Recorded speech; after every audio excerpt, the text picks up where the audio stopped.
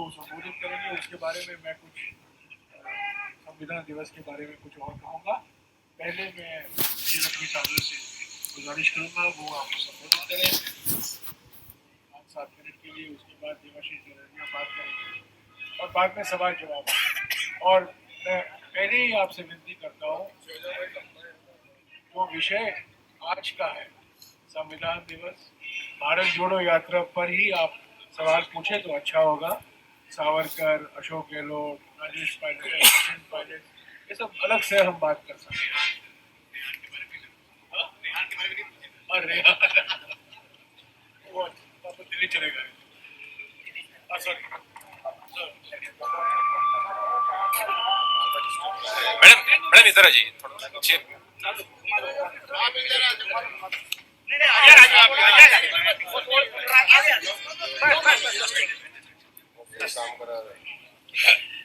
सबको बहुत बहुत नमस्कार।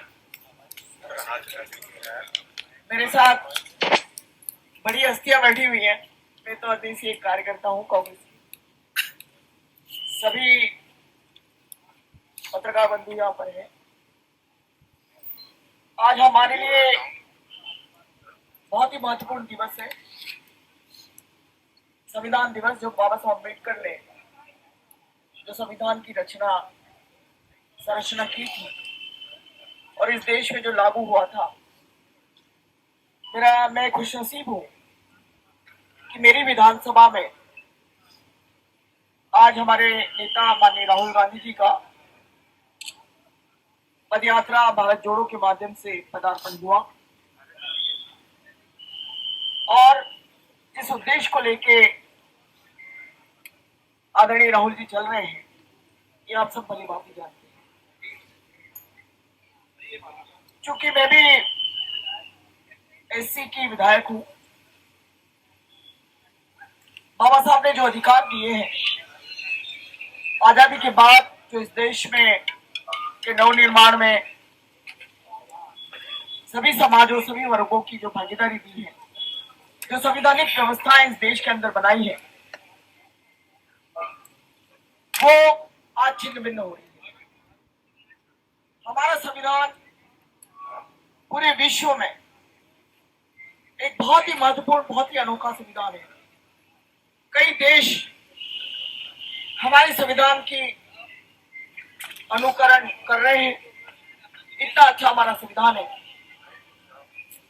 ये देश राजा महाराजाओं, राजे रजवाड़ों का देश था। व्यवस्था यहाँ जो थी, आप सब जानते हैं कि पूर्वज कहां से आए, कैसे हुए, चाहे वो दलित हो, चाहे आदिवासी हो। संवैधानिक अवस्थाओं के कारण हर वर्ग को यह अधिकार दिया कि वो सरकारें चुने। महल वाले को भी एक वोट का अधिकार, झोपड़ी वाले को भी एक वोट का अधिकार, गरीब को भी एक वोट का अधिकार, अमीर को भी एक वोट का अधिकार। ये संवैधानिक व्यवस्थाएं बाबा साहब ने दी है। लेकिन आज के इस परिप्रेक्ष्य में जितनी भी संस्थाएं संवैधानिक रूप से इस देश में बनाई गई थी, आज उसका गला घोटा जा रहा है। प्रजातंत्र का गला घोटकर एन केन प्रकार, चाहे यहाँ देश की सरकार हो, चाहे मध्य प्रदेश की सरकार हो, चुनी सरकारों को जिस तरह से तिलांजलि दे रही है, पिछले दरवाजे से सौदा करके जिस तरह से सरकारें बन रही हैं, बहुत सारे उदाहरण इस देश में हैं और हम भी उसी में शामिल हो गए। मध्य प्रदेश के लोग, चुनी हुई सरकार आदरणीय कमलनाथ जी की जिस तरह से गिराई, मुझसे ज्यादा आप सब लोग वही बात ही जानते हैं पिछले दरवाजे से।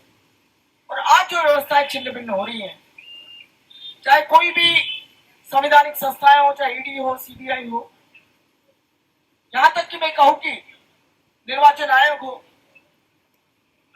कोर्टों को मैं ब्लेम नहीं करना चाहती हूँ, लेकिन कहीं ना कहीं हमें उसमें से भी बू आती है। तो जो ये व्यवस्थाएं छिन्न भिन्न हुई है, उसमें सबसे ज्यादा गरीब तबका, सबसे ज्यादा शोषित तबका सफर करता है। बड़ा आदमी कहीं ना कहीं से, किसी न किसी दरवाजे से अपने काम निकाल लेता है, लेकिन सफर होता है वो गरीब, वो दलित, वो शोषित पीड़ित, वो आदिवासी। आदरणीय इस उद्देश्य के लिए निकाली है। देश की सबसे बड़ी पंचायत पार्लियामेंट है, लोकसभा, राज्यसभा, अपर हाउस। विधानसभाओं की पंचायत, प्रदेशों की पंचायत विधानसभा है। हम सब विधायक और एमपी चुन के जाते हैं, अपने क्षेत्र की समस्याएं, अपनी बात विधानसभा, लोकसभा, राज्यसभा में रखते हैं।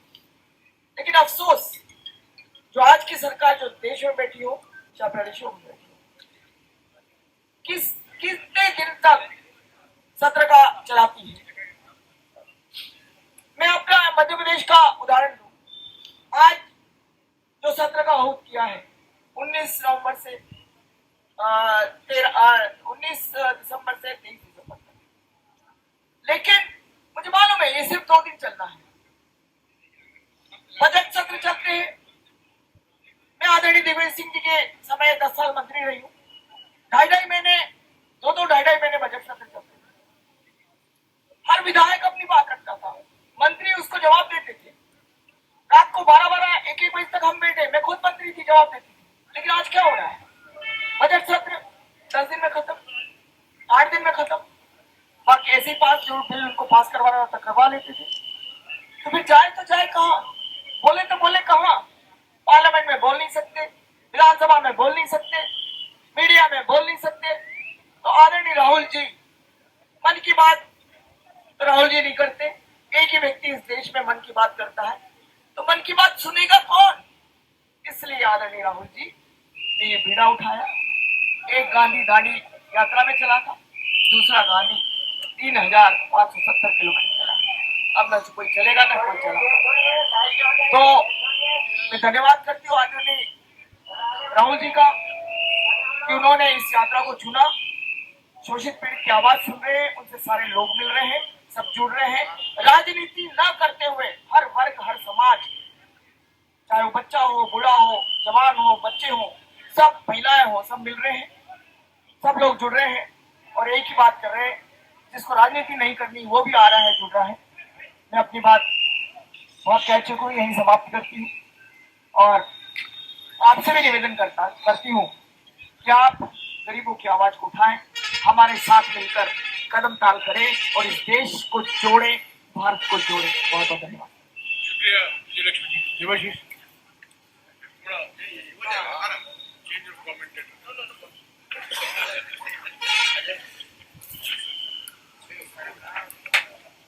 Thank you sir. जैसा कि आप सभी को अवगत है कि आज संविधान दिवस के अवसर पर आपको यहाँ बुलाया गया है और भारत जोड़ो यात्रा आज अपना 80वां दिन पूरा कर रही है। 2000 किलोमीटर से ज्यादा पद यात्रा हो चुकी है और इस पद यात्रा के 2 मूल उद्देश्य हैं। एक तो नफरत छोड़कर भारत को जोड़ने की बात और दूसरा संविधान की रक्षा की बात। और आज संविधान दिवस के अवसर पर संविधान की रक्षा की बात करें, इससे अच्छा दिन कोई हो नहीं सकता। आप सभी लोगों को पता है कि भारतीय जनता पार्टी ने फरवरी 2000 में नारायण राव कमीशन बनाया था। इसका उद्देश्य था संविधान को रिव्यू करना और ये वहां उस सोच से चले हुए आज तक भी इनकी सोच समाप्त नहीं हुई है। इनका बार बार इनके मंत्री, इनके सांसद, आरएसएस के लोग ये बयान देते रहे हैं कि हम लोग संविधान बदलने आए हैं। अब कोई संविधान बदलने के आए हैं ये बयान देते हैं, लेकिन सरकार बोलती है कि नहीं हम संविधान नहीं बदलेंगे। लेकिन उलट क्या हो रहा है कि संविधान संवैधानिक संस्थाओं से चलता है। आज ताजा उदाहरण है, इलेक्शन कमीशन का एक चुनाव आयुक्त 24 घंटे के अंदर नियुक्त कर दिया जाता है। 24 घंटे के अंदर उसका वीआरएस हो जाता है, 24 घंटे के अंदर उसका नियुक्ति पत्र भी आ जाता है। इसमें सुप्रीम कोर्ट की 5 बेंच जो बेंच है वो बैठी हुई है, उसको रिव्यू कर रही है। तो जब इलेक्शन कमीशन सुरक्षित नहीं है, इस देश में पहली बार ऐसा हुआ कि सुप्रीम कोर्ट के जजेस निकल कर आए और सार्वजनिक प्रेस कॉन्फ्रेंस की, इस देश में देखा है सब कुछ। तो संवैधानिक संस्थाओं पर हमला किया जा रहा है और संविधान को अगर हमें समझना है तो एक बार हमें पूरा संविधान पढ़ने की भी आवश्यकता नहीं है कि 395 आर्टिकल्स हम लोग पढ़े। अगर हम उद्देशिका का पहला पन्ना, पहली लाइन ही पढ़ लेंगे तो हमें संविधान का मतलब समझ में आ जाएगा और भारतीय जनता पार्टी किस तरीके से संविधान पे हमला कर रही है वो भी समझ में आ जाएगा। मैं कोट कर देता हूं, संविधान की उद्देशिका का पहली लाइन कहती है कि हम भारत के लोग भारत को प्रभुत्व संपन्न, समाजवादी, पंथ निरपेक्ष और लोकतंत्रात्मक गणराज्य ये बनाना चाहते हैं। तो पहली लाइन में देख लीजिए, प्रभुत्व संपन्न कहा होगा, चाइना हमारी बॉर्डर पे बैठा हुआ है, 2000 किलोमीटर हमारी जमीन पे कब्जा कर लिया है, लेकिन हमारे आदरणीय नरेंद्र मोदी जी चुप है, बीजेपी चुप है, उसको जवाब ही नहीं देती। फिर कहा कि समाजवादी बनाएंगे देश को, लेकिन तो पूंजीपतियों का, क्रॉनिक कैपिटल्स का केवल देश में विकास हो रहा है। एक व्यक्ति जिसका आज से 6-7 साल पहले देश की जो सूची उठाई है करोड़पति अरबपतियों का, उसमें 1000-2000 लोगों में भी इनाम नहीं था। फिर 8 साल के अंदर जब देश गर्त में जा रहा है, देश के लोग गर्त में जा रहे हैं, सबकी आमदनी घट रही है, महंगाई बढ़ रही है, बेरोजगारी बढ़ रही है, ऐसी स्थिति में व्यक्ति दुनिया का तीसरे नंबर का सबसे अमीर आदमी बन जाता है। भाई किस कारण से? फिर ये बोलते हैं पंथ निरपेक्ष, संविधान बोलता है पंथ निरपेक्ष, लेकिन आज जानते हैं कि धर्म के नाम पर, जाति के नाम पर, सांप्रदायिकता के नाम पर उन्माद भड़काया जा रहा है।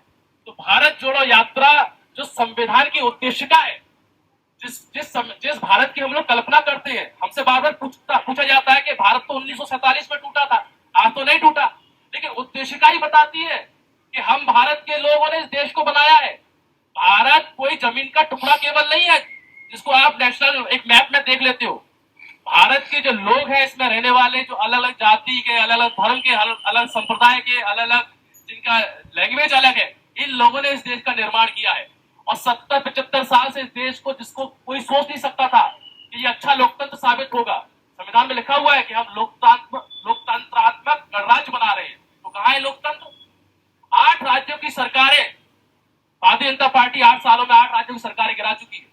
जिस दिन भारत जोड़ो यात्रा चालू हुई थी, इसको कमजोर करने के लिए गोवा के 10 विधायक तोड़ दिए जाते हैं।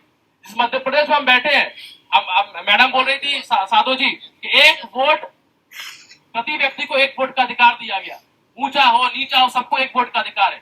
लेकिन जब यही लोग जो गरीब आज चुन के भेजता है सरकार को 1 वोट के माध्यम से, और सोचता है कि इस संविधान ने हमको शक्ति दी है सत्ता चुनने की, बदलने की, अगर उसको चंद पूंजीपति करोड़ रुपए में संविधान को खरीद लेंगे तो इन गरीबों की, इन मजलूमों की कौन आवाज बनेगा? फिर तो सत्ता वही उन्हीं लोगों के पास पहुंच जाएगी, चंद लोगों के पास में। तो इस यात्रा का उद्देश्य ये है कि हम लोग भारत की जो संविधान की जो उद्देशिका है, उसके जो आर्टिकल्स हैं, उसकी जो मूल भावना है, बाबा साहेब भीमराव अम्बेडकर कहते थे कि मैं देश का कितना भी अच्छा संविधान लिख दूं, लेकिन अगर इसको लागू करने वाले लोग अच्छे नहीं हुए तो ये अच्छा संविधान साबित नहीं होगा। तो हमारा दायित्व बनता है, और राहुल गांधी जी की प्रशंसा करते हैं कि उन्होंने इतना कठिन परिश्रम करके इस देश को संदेश दे रहे हैं, पूरे देशवासियों को जोड़ रहे हैं। मैडम बाकी सब बातें कह चुकी है, तो मेरा अनुरोध देशवासियों से और प्रदेशवासियों से इतना है कि संविधान में विश्वास रखें, संविधान की रक्षा करने के लिए आगे आए, भारत जोड़ो यात्राओं में अपना सहयोग प्रदान करें, और जो अराजक शक्तियां जो संविधान को कमजोर करना चाहती है उनको मन, मस्तिष्क और सत्ता से बेदखल करें। Thank you. शुक्रिया देवाशीष। मैं संविधान दिवस के संदर्भ में 3 बातें कहना चाहता हूँ।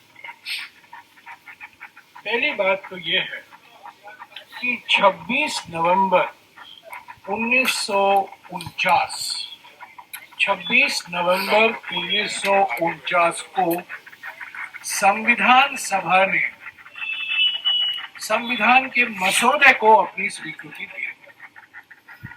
ये महत्वपूर्ण बात है। 26 नवंबर 1949 को संविधान सभा ने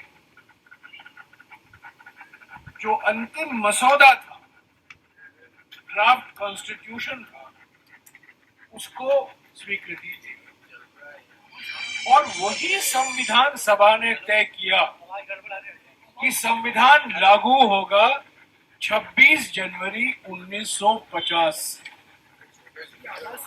26 जनवरी 1950 को हम उस दिन से गणतंत्र दिवस के रूप में मनाते हैं। संविधान सभा ने कभी नहीं कहा कि 26 नवंबर 1949 को हम मनाएंगे एक विशेष तिथि के रूप में। और संविधान सभा, जहां बाबा साहब अम्बेडकर थे, सरदार पटेल थे, जो पंडित नेहरू थे, राजेंद्र प्रसाद जी थे, सब लोग बड़े बड़े नाम, हमारे देश के बड़े नाम थे, वो सदस्य थे। करीब 250 से भी ऊपर सदस्य थे संविधान सभा के। उन्होंने तय किया कि जो मसौदा 26 नवंबर 1949 को संविधान सभा ने स्वीकृति दे दी, वो 26 जनवरी 1950 से लागू होगा और वो गणतंत्र दिवस के रूप में माना जाएगा। पहली बात तो यह है, आरएसएस की कोई भूमिका नहीं थी संविधान सभा में। हिंदू महासभा के एक दो व्यक्ति थे, पर यह बात हमें कभी नहीं भूलना चाहिए कि आरएसएस और हिंदू महासभा इस संविधान के खिलाफ थे। उन्होंने कभी इस संविधान को स्वीकारा नहीं। अचानक नरेंद्र मोदी जी को याद आ गया, संविधान 26 नवंबर 1949 को स्वीकृति मिली, तो उन्होंने तय किया। नरेंद्र मोदी जी उस विचारधारा से आते हैं जो विचारधारा इस संविधान में बिल्कुल विश्वास नहीं रखती थी और जिसका कोई भूमिका नहीं था संविधान के बनाने में। तो मैं समझता हूं हिपोक्रेसी की भी कुछ सीमा होती है। ये हिपोक्रेसी है तो जो विचारधारा व्यक्ति कोई भूमिका नहीं संविधान के बनाने में, संविधान की कड़ी आलोचना हुई, बाबा साहेब अम्बेडकर की कड़ी आलोचना हुई, और वही व्यक्ति कहता है कि आज 26 नवंबर को हम संविधान दिवस मनाएंगे।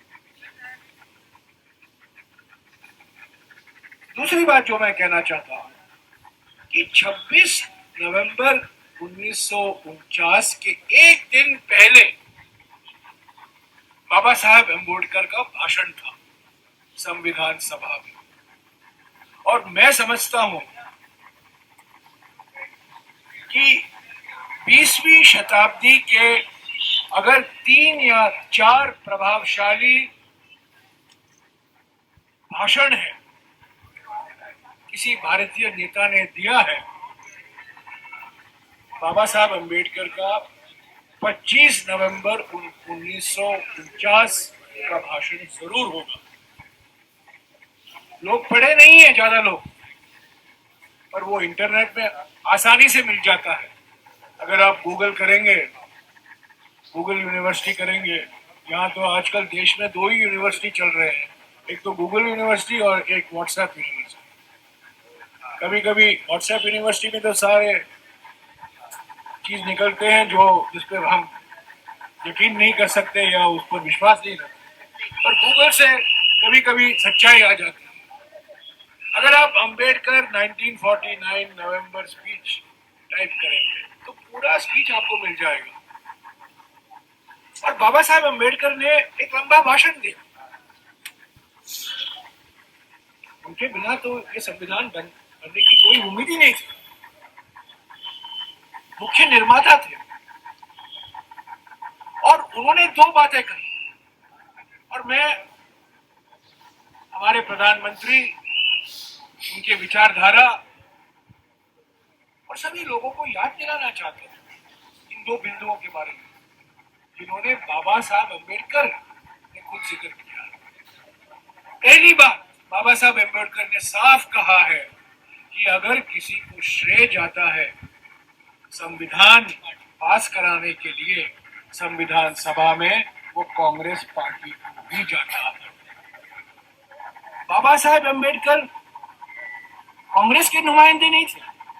कांग्रेस ने उनको संविधान सभा में जिताकर लाया था, वो कांग्रेस में नहीं थे। पंडित जी के माफिक या सरदार पटेल के माफिक या राजेंद्र प्रसाद के, पर उन्होंने अपने अंतिम भाषण में, संविधान सभा के अंतिम भाषण में कहा कि अनुशासन के बिना, कांग्रेस पार्टी के अंदर विचार के बिना ये मसौदा कभी संविधान नहीं बन सकता था, और जो संशोधन किए गए हैं उनकी भी कोई गुंजाइश नहीं थी कि वो अंतिम ड्राफ्ट में मौजूद हो अगर वो कांग्रेस पार्टी ने उसको स्वीकृति नहीं दी।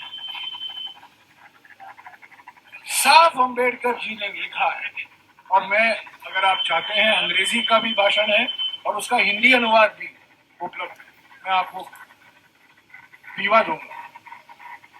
उन्होंने साफ कहा है कि अगर किसी को श्रेय देना है इस संविधान को पारित करने के लिए संविधान सभा में, वो श्रेय कांग्रेस पार्टी का ही है और किसी का नहीं। ये मैं नहीं कह रहा हूं, ये बाबा साहब अम्बेडकर ने 25 नवंबर 1949 को कहा। और दूसरी बात, जब वो भाषण समाप्त कर रहे थे, बाबा साहब अम्बेडकर ने कहा कि आत्मा की मुक्ति के लिए भक्ति का एक विशेष स्थान है। भक्ति से आप आत्मा को मुक्ति दे सकते हैं, मिल सकता है आत्मा को, व्यक्ति को भी मुक्ति मिल सकता है। पर हमारे राजनीति में भक्ति एक पॉइजन के माफिक है। ये राजनीति और लोकतंत्र के लिए खतरनाक है और उनका अंतिम शब्द यही है कि अगर वीर पूजा, हीरो वर्शिप और भक्ति हमारे राजनीति के पहिए बन जाएंगे तो हमारा लोकतंत्र ज्यादा दिन नहीं टिकेगा और तानाशाही में बदल जाएगा। और आज वो हकीकत है हमारे देश के साथ। और इसी के खिलाफ आवाज उठाने के लिए, जनता को उजागर करने के लिए भारत जोड़ो यात्रा निकाला। आर्थिक क्षमताएं के बारे में तो हम बात कर रहे हैं, सामाजिक ध्रुवीकरण के बारे में तो हम बात कर रहे हैं, पर राजनीतिक तानाशाही और जैसा कि विजयलक्ष्मी और देवाशीष ने कहा, जिस तरीके से संवैधानिक संस्थाओं को कमजोर किया गया है, संवैधानिक संस्थाओं का दुरुपयोग किया जा रहा है और संविधान का नजरअंदाज किया जा रहा है, वही लोग संविधान दिवस बनाना चाहते हैं।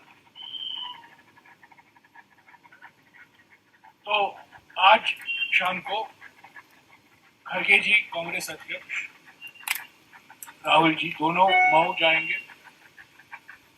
6:30 बजे अंबेडकर जन्म भूमि स्मारक में रहेंगे, वहां 10-15 मिनट वहां बिताएंगे और बाद में 7 बजे को एक विशाल पब्लिक रैली होगा मऊ।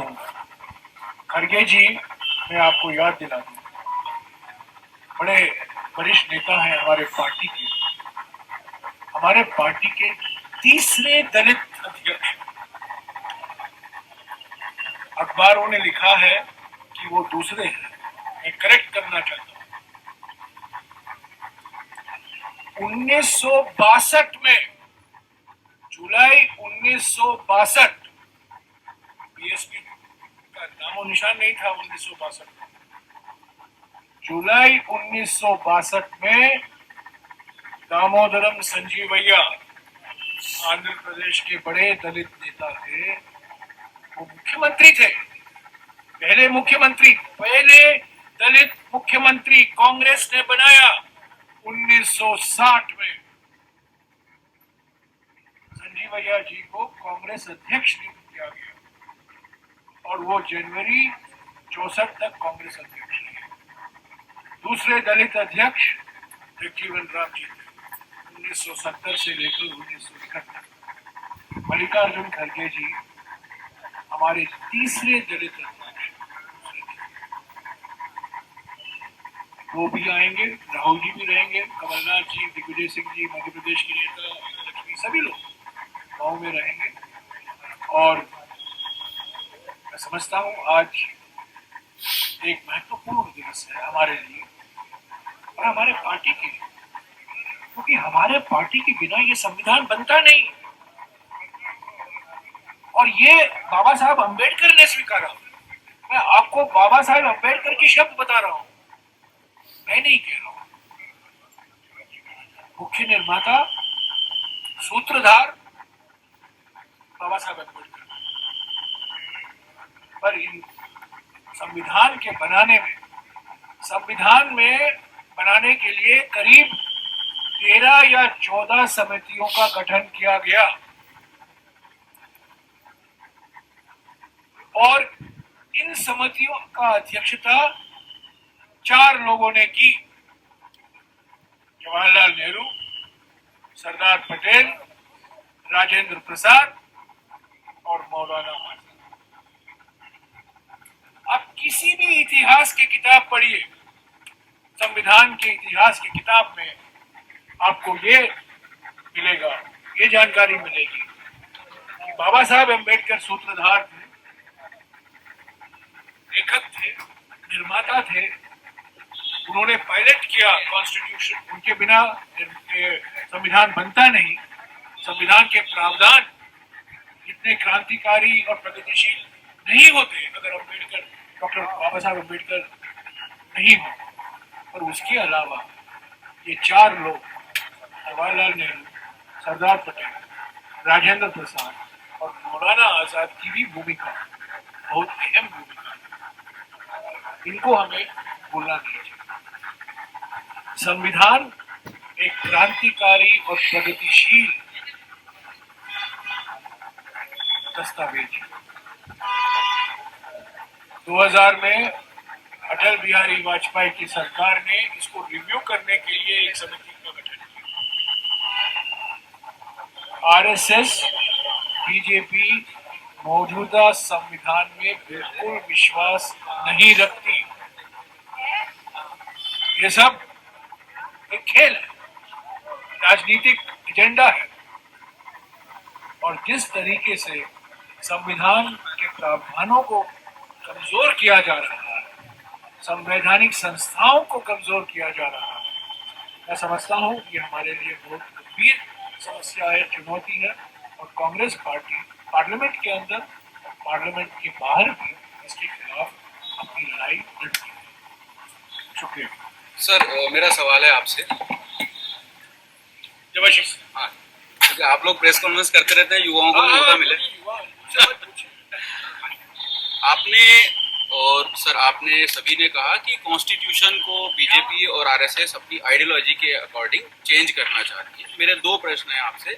पहला ये कि क्या बाबा साहब का बनाया हुआ कॉन्स्टिट्यूशन स्वयं में बदलाव की इजाजत देता है? यदि प्रक्रियागत किया जा रहा है तो, यदि देता है तो फिर ये बदलाव गलत कैसे?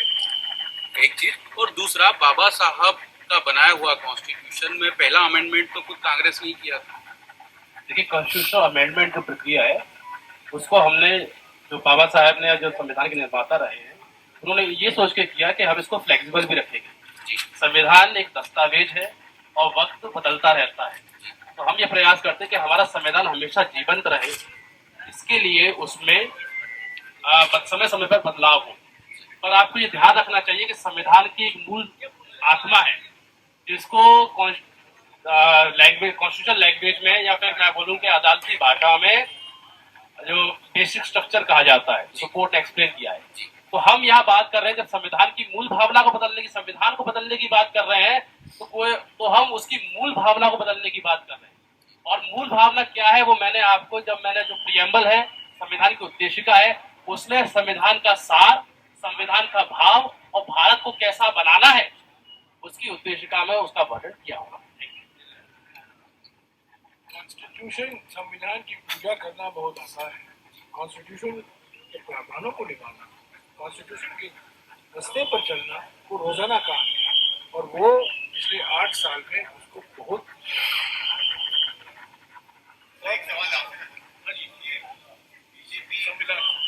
बीजेपी सर अम्बेडकर की लेगेसी को अपनाना चाहती है, उस पे कब्जा करना चाहती है। संघ में भी लगातार उनके प्रोग्राम्स में भी अम्बेडकर का नाम लिया जाता है और उनका ये आरोप है कि अम्बेडकर को चुनाव हरवाने में नहीं, आप इतिहास पढ़िए, आप इतिहास पढ़िए। अम्बेडकर कांग्रेस के सदस्य, डॉक्टर बाबा साहब अम्बेडकर कांग्रेस के सदस्य नहीं। 3 व्यक्तियों ने, अगर आप चाहते हैं मैं आपको पढ़कर दिखा सकता हूँ।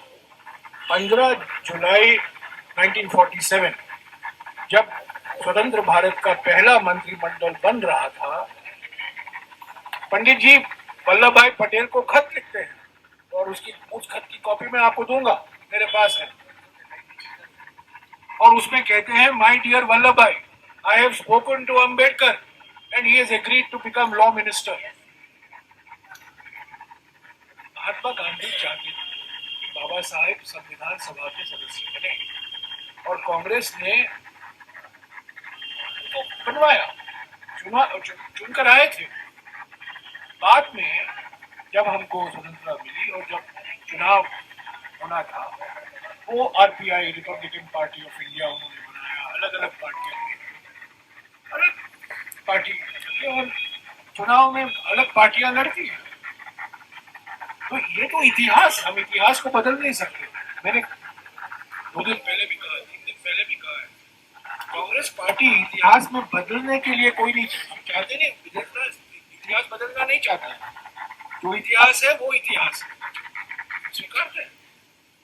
पर संविधान बनाने में बाबा साहब अम्बेडकर के निर्माता थे। संविधान सभा में अगर कांग्रेस पार्टी की मेजॉरिटी, बहुमत नहीं होती, ये संविधान नहीं बनता। ये अम्बेडकर जी ने खुद स्वीकारा है। और मसौदा तैयार करने में पंडित जी, सरदार पटेल, मौलाना आजाद, राजेंद्र प्रसाद और कई व्यक्ति थे, और कई कांग्रेस के नेता थे, और गैर कांग्रेसी नेता थे, गैर कांग्रेसी नेता भी थे। आप ये मत भूलिए कि स्वतंत्र भारत के पहले मंत्रिमंडल में प्रधानमंत्री पंडित नेहरू, गृह मंत्री सरदार पटेल, उद्योग मंत्री श्यामा प्रसाद मुखर्जी, जो 3 साल बाद मंत्रिमंडल से इस्तीफा देते हैं। आर्टिकल 370 पर नहीं, जम्मू और कश्मीर पर नहीं, पर जो तब का ईस्ट पाकिस्तान के साथ जो वहां रिफ्यूजी प्रॉब्लम था, उस संदर्भ में उन्होंने अपनी इस्तीफा दी। पर 3 साल के लिए श्यामा प्रसाद मुखर्जी, जो जनसंघ के फाउंडर थे, वो पंडित नेहरू के मंत्रिमंडल के सदस्य थे। तो कांग्रेस पहले से ये मानकर चल रही थी कि भारत के बनाने में अलग अलग लोगों को साथ लेकर चलना चाहिए। वो विचारधारा आज नहीं है।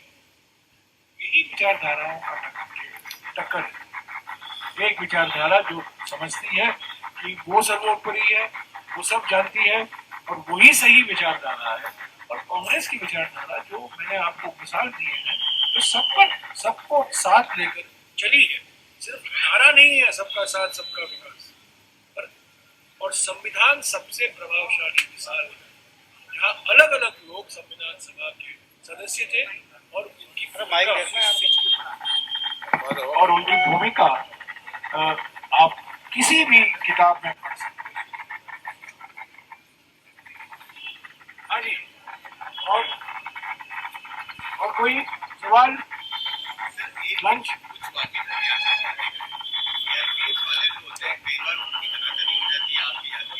हमारे साथ बहुत बार हुई है, सीआरपीएफ की भी हुई है, राज्य सरकारों की, हमारे स्टेट पुलिस से भी मुठभेड़ हो गए हैं, सीआरपीएफ के साथ भी हुआ। मेरी बातचीत हुई है कि दिग्विजय सिंह जी 4 बार कर चुके हैं, इसलिए 80 दिनों में 4था बार ये राज गिर रही है। हालांकि पहली बार मध्य प्रदेश में गया पर मध्य प्रदेश की सड़कों के कारण भी है, न केवल सीआरपीएफ। आज मैं गिरने वाला था 3 बार, मैं एक बार और कहता हूँ, ऐसे सड़क बुरहानपुर में, खंडवा में, खरगोन में ये सड़क नहीं है, ये गड्ढे ही गड्ढे हैं और बीच में थोड़ा सा बिल्कुल है। और आज 3 बार मैं खुद गिरने से बचा हूँ। ये सेवा दल के वॉलंटियर ने मुझे बताया, ये वॉशिंगटन की सड़क नहीं है, कैसे सड़क है? किलर हाईवे सभी, हाँ ये बिल्कुल किलर हाईवे, ये किलर रोड है, किलर सड़क है। और हम ये 7वां राज्य, हम सभी राज्यों में चला, केरला, तमिलनाडु, कर्नाटका, तेलंगाना, आंध्र, इसमें कोई कांग्रेस राज्य नहीं है, सब नॉन कांग्रेस सरकारें हैं। पर जो सड़क मैंने मध्य प्रदेश में पिछले 4 दिन में देखे, मैंने और किसी राज्य में नहीं। और 17 साल शिवराज सिंह चौहान मुख्यमंत्री रहे हैं, तो उनके पहले जो मुख्यमंत्री थे उनको दोषी मत ठहराइए। 17 साल के लिए वो हमें पूछते हैं 70 साल में क्या किया। मैं शिवराज सिंह चौहान है 17 साल में आपने क्या किया सड़कों के बारे में। सर भाजपा ये कह रही है कि और ये ऐतिहासिक जगह है, ये ऐतिहासिक जगह ओमकारेश्वर है, महेश्वर है, नर्मदा नदी है, ये बुरहानपुर है, बुनकरों है, बुनकर है, केला उत्पादक है, औद्योगिक एमएसएमई है। ऐसे ऐतिहासिक आर्थिक नजरिए से, सामाजिक और सांस्कृतिक नजरिए से ये बड़ा ऐतिहासिक इलाका है और सड़कें इस हालत में है, मैं समझता हूँ ये बिल्कुल नामुमकिन है। सर भाजपा ये